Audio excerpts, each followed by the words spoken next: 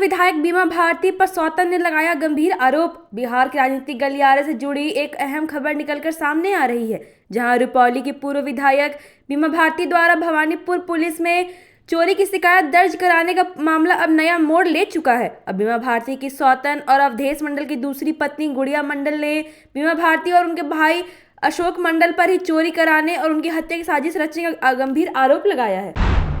भूमि सर्वे के संबंध में आई बड़ी खबर। बिहार भूमि सर्वे को लेकर सरकार के नियम कानून हर दिन बदल रहे हैं। अब जमीन सर्वे को लेकर फिर नया अपडेट आया है। सरकार ने जमीन मालिकों को बड़ी राहत दे दी है। दरअसल जमीन सर्वे के तहत अभी सभी जमीन मालिकों यानी रैयतों से स्वघोषणा पत्र लिया जा रहा है। सरकार ने अधिकांश जिलों में इस महीने के अंत तक स्वघोषणा पत्र लेने का काम पूरा करने का लक्ष्य रखा। शिक्षा विभाग ने गुमनाम पत्र से मचा हड़कंप। बिहार के शिक्षा विभाग से जुड़ी एक अहम खबर सामने निकल कर आ रही है, जहां सूबे के अंदर अब उन टीचर की समस्या बढ़ने वाली है जिन्होंने फर्जी तरीके से नौकरी हासिल कर लिया है। शिक्षा विभाग के पास अब इन टीचर के नाम का लिस्ट और पुख्ता सबूत पहुंचाना शुरू हो गया है। इसके बाद अब इसको लेकर एक्शन की तैयारी भी चल रही है। बिहार आ रहे हैं नरेंद्र मोदी, विधानसभा चुनाव से बड़ी सौगात देंगे। दिल्ली चुनाव में शानदार जीत के बाद बीजेपी की नजर अब बिहार विधानसभा चुनाव पर है। ऐसे में प्रधानमंत्री नरेंद्र मोदी का बिहार के भागलपुर में कार्यक्रम तय है। वैसे तो यह सरकारी कार्यक्रम है, लेकिन इसका संदेश दूर तक जाएगा। पीएम भागलपुर हवाई अड्डा मैदान से किसान सम्मान निधि की 19वीं किस्त जारी करेंगे। पूर्णिया में 32 लोगों से मिलेंगे प्रधानमंत्री नरेंद्र मोदी। प्रधानमंत्री नरेंद्र मोदी आज सोमवार को भागलपुर में किसान सम्मान कार्यक्रम में शामिल होंगे। वो सोमवार को विशेष विमान से नई दिल्ली से सीधे पूर्णिया स्थित चुनापुर हवाई अड्डा पहुंचेंगे। 2:10 पर पीएम भागलपुर पहुंचेंगे। इसी बीच पीएम मोदी पूर्णिया एयरपोर्ट पर 32 लोगों से मुलाकात करेंगे, जिसकी सूची पीएमओ से भेज दी गई है।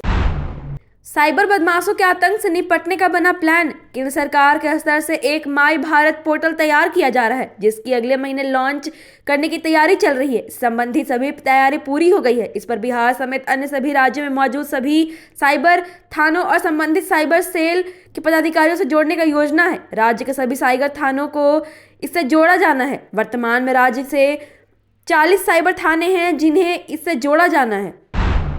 पीएम मोदी के बिहार दौरे पर लालू ने किया ट्वीट। प्रधानमंत्री नरेंद्र मोदी बिहार आ रहे हैं। पीएम के दौरे पर बिहार में राजनीति तेज हो गई है। पीएम के बिहार आगमन से पहले आरजेडी सुप्रीमो लालू प्रसाद यादव ने हमला किया है। सोशल मीडिया पर ट्वीट कर उन्होंने कहा कि आज फिर जुमलों की बरसात होगी। चुनावी वर्ष है, इसलिए लोगों को भ्रमित करने के लिए केंद्र की देश भर की योजनाओं का शिलान्यास और उद्घाटन अब दिखावटी रूप से बिहार से होगा, लेकिन बिहार को कुछ नहीं मिलेगा, ना ये देंगे। पूर्णिया कटिहार बंद का ऐलान। सांसद पप्पू यादव ने उठाई मखाना बोर्ड की मांग। बिहार के पूर्णिया में मखाना बोर्ड की स्थापना की मांग को लेकर सोमवार को सड़क पर आंदोलन होगा।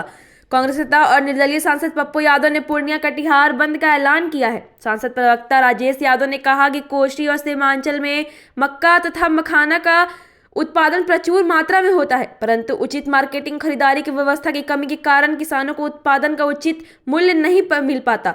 हमें बेंगलोर की तर्ज पर ऐसी व्यवस्था करनी चाहिए। किसान सिर्फ उत्पादन बेचने ही नहीं बल्कि अपना उत्पादन देने की भी बात करे।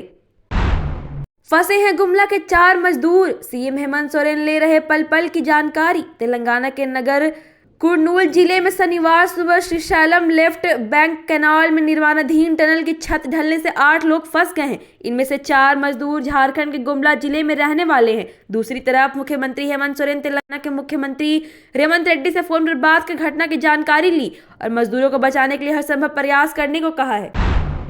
विपक्ष को हावी होने का मौका नहीं देगा सत्ता पक्ष। सीएम हेमंत ने बनाई रणनीति।